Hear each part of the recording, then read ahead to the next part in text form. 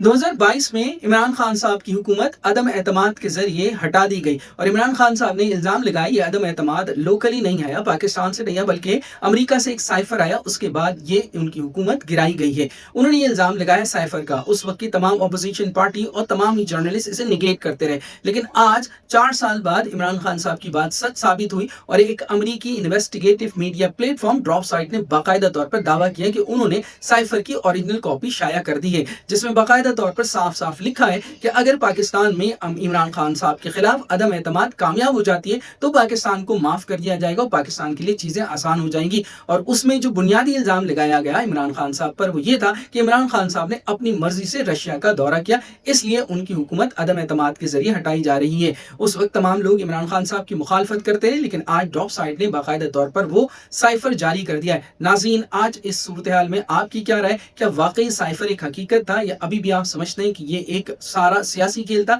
आपकी इस हवाले से क्या राय? कमेंट करके जरूर बताएं और मजीद अपडेट्स के लिए फॉलो करें हमारे यूट्यूब चैनल TNW मैगज़ीन।